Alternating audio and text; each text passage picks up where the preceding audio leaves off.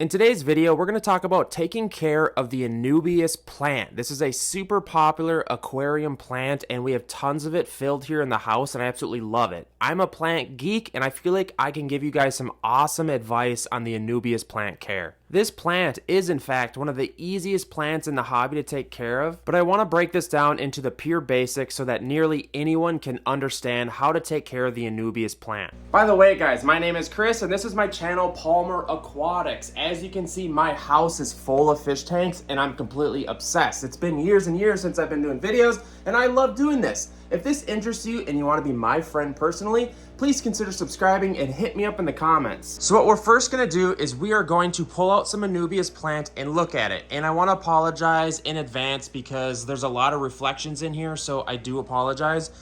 So what we want to do here, here's an Anubias plant here. You can see the shrimp there chewing on some of the algae. And I want to take out a really nice looking one. So here's one here. Maybe we'll take out this one. And there's a little bit of snail action going on in there. So, and what we did here was we attached this piece of Anubias to this stone. And this is very common with Anubias because this is known as a rhizome plant. And as you can see, the roots are going crazy. Let me bring this over here a bit. Oh God, we're dripping all over. I apologize, floor. Let's bring it over to the table here. So, for the first thing you need to know about Anubias is that it is a rhizome plant. And this is the rhizome right here. And a lot of people screw this up, you know, because most aquarium plants, like here, they grow in the substrate. And what I mean by is in the gravel. This is what normal aquarium plants usually, like they grow, their roots grow on the substrate, like an Amazon sword, Ludwigia. There's just lots of aquarium plants everywhere in this house. What I'm trying to tell you is what makes the Anubias different is you do not have to plant it in any substrate.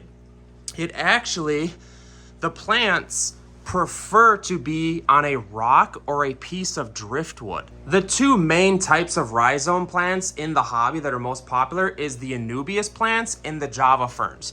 Here's a Java fern over here, and it's attached to driftwood. And what happens is these rhizome roots, they prefer to grow into the pores of the wood.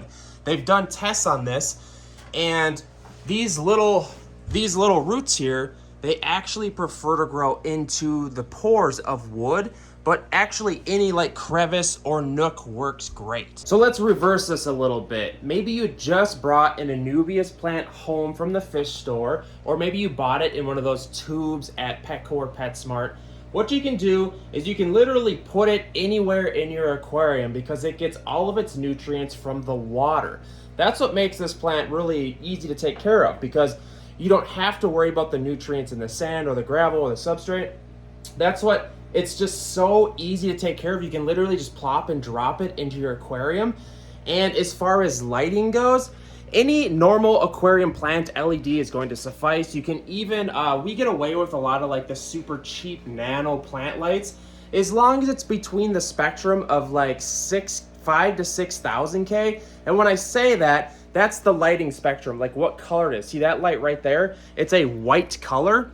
That's what you want. That's 6,000 K. It's extremely white. And that's because that replicates sunlight to the best of LED's ability, because the plants love the sunlight, obviously, and we want to get as close to the sunlight as possible. We actually literally just screwed shop lights to our ceilings right there and right there, and it works for our house plants. We don't need fancy grow lights. That's a whole other convo, but that's saying that this plant is just that easy. But if you want the Anubias plant to thrive and really take off, what I would do is attach it to a piece of stone or driftwood. We just did a video series on how to attach Anubias to driftwood. Well, actually, let's just go to that real quick. Hands down, the most popular way to attach Anubias plants to driftwood or stones is to use this Gorilla Glue gel super glue. And it works so well because it's like a gel-like form and it adheres to the rocks and the stones really well.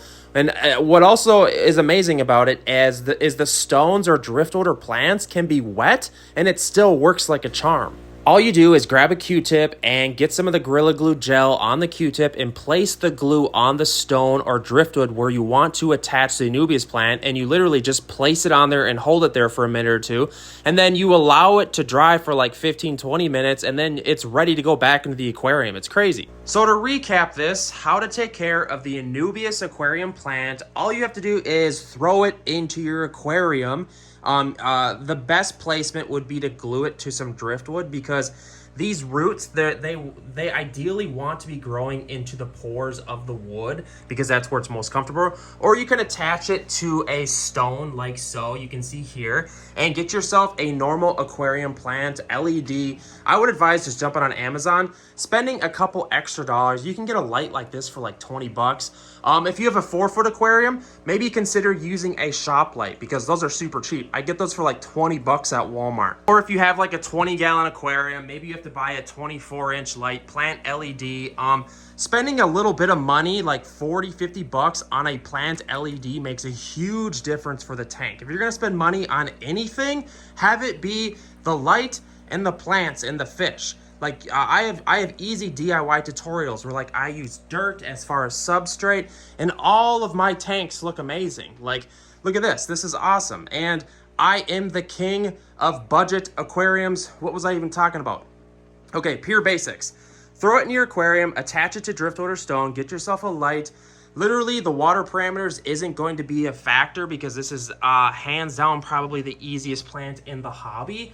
And just let it grow. If you can, maybe hang your aquarium light a little bit above your aquarium. I find great success with that, because, you know, if the light is too close to, like this, for instance, this Anubias has grown so much and it's so tall that it's about to grow out of the tank. And if you had that light just sitting on top of the aquarium, it tends to just like torch the plants. That's another piece of advice.